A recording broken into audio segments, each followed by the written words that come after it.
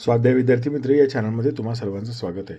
मित्रांनो, आज आपण इयत्ता 8वीचा मराठीचा 18वा धडा जलदिंडी याचा स्वाध्याय बघणार आहोत. तर बघा, खालील परिणाम कोणत्या घटना व कृतींचे आहेत ते सांगा. तर परिणाम आणि घटना आणि कृती. लेखकाच्या मुलाचा चेहरा करारी दिसू लागला. तर लेखकांनी मुलाला भित्रट म्हटले. नदीचं सौंदर्य आणि पाण्याचं पावित्र्य काळवंडलं होतं. पाण्यावर सर्व प्रकारची घाण पसरली होती आणि ती घाण कुजून पाण्यावरती एक प्रकारची काळी साय पसरली होती. इतर लोक आपली घृणा विसरले. डोळ्यांसमोरची जलपर्णी आणि तरंगता कचरा सगळ्यांनी बाहेर काढला. खालील आकृती पूर्ण करा. तर पाण्यातील प्रदूषित घटक: प्लास्टिकच्या पिशव्या, वाढलेली जलपर्णी, काळे पडलेले खडक आणि दलदल झालेली काठावरील माती. लेखकाच्या मते भूतकाळात केलेली चूक कशी सुधारायला हवी होती यासंबंधीच्या घटनाक्रमाचा ओघ तक्ता बनवा. तर बघा, नदीकाठचा विशिष्ट रुंदीचा पट्टा वनराईसाठी राखणे, सांडपाणी शुद्ध होऊन मिळालेले पाणी झाडाझुडपांना देणे. ते पाणी झाडांसाठी खतपाणी होते, त्यामुळे झाडे फोफावतात. नदीपात्रातून येत शहरात शुद्ध हवा पसरणे.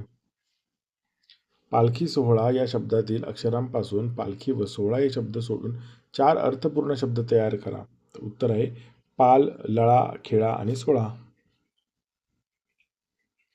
स्वमत लिहा.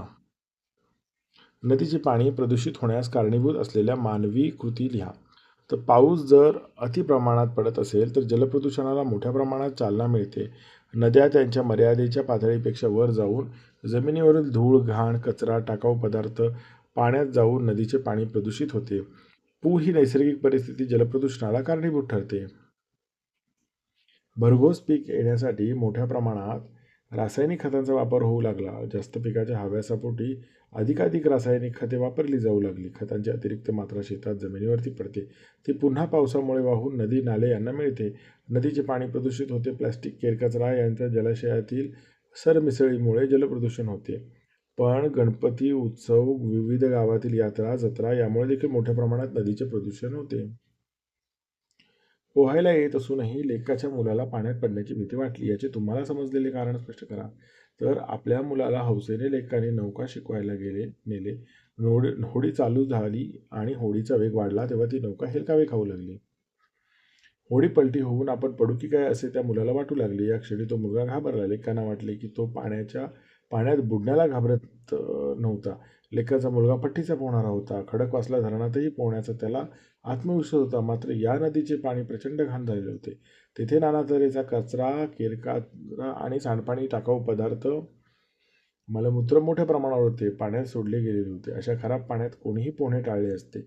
खराब पाण्यात पोहण्याची मुलाला किळस वाटली. त्या घाण पाण्याचा त्याला स्पर्श देखील करू नको होता.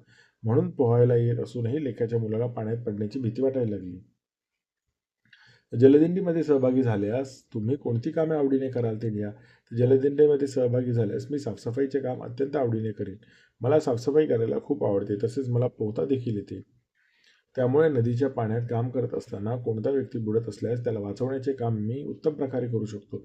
जलदिंडीच्या वेळी गोळा करण्यात येणाऱ्या कचऱ्याचे योग्य प्रकारे वर्गीकरण करण्यात मदत करेन.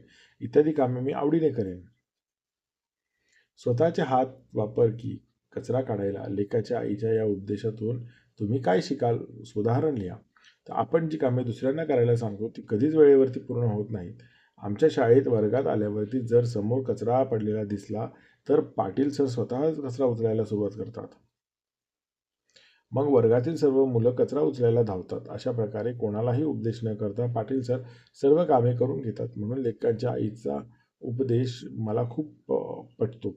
बोलण्यापेक्षा कृतीचा प्रभाव जास्त पडतो हेच खरे. खेळूया शब्दांशी.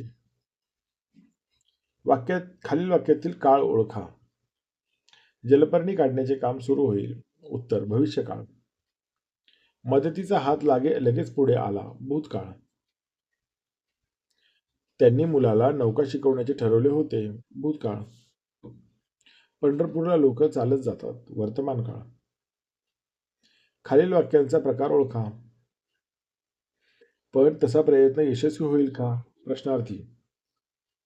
पण एवढं मोठं कार्य? उद्गारार्थी. त्यांना थकवा जाणवत नव्हता. विधानार्थी. कचरा काढायला स्वतः तेच हात वापर. आज्ञार्थी. खालील सामासिक शब्दांचा विग्रह करा. भाजीपाला तर भाजीपाला वगैरे. सुख दुःख सुख आणि दुःख. स्त्री पुरुष स्त्री आणि पुरुष. केर कचरा वगैरे. खालील समासिक शब्दांचा विग्रह करा. नीरस ज्यात रस उरला नाही तो. दशमुख 10 मुखे आहेत असा तो. निर्बल निघून गेले आहे बळ ज्यातून तो. मूषक वाहन मूषक ज्याचे वाहन आहे असा तो. खालील सामासिक शब्दांचा विग्रह करून समासाचे नाव लिहा. सामासिक शब्द विग्रह आणि समासाचे नाव. चहा पाणी वगैरे द्वंद्व समास. क्षणोक्षणी प्रत्येक क्षणाला अव्ययभावी समास. त्रिभुवन 3 भुवनांचा समूह तत्पुरुष समास. गजानन ज्याचे अनन गजासारखे आहे असा तो बहुव्रीही. वाचा आणि समजून घ्या. मित्रांनो, हा पॅराग्राफ तुम्ही वाचून घ्या शांतपणे. व्हिडिओ पॉज करून वाचू शकता किंवा आपल्या पाठ्यपुस्तकात पण आहे.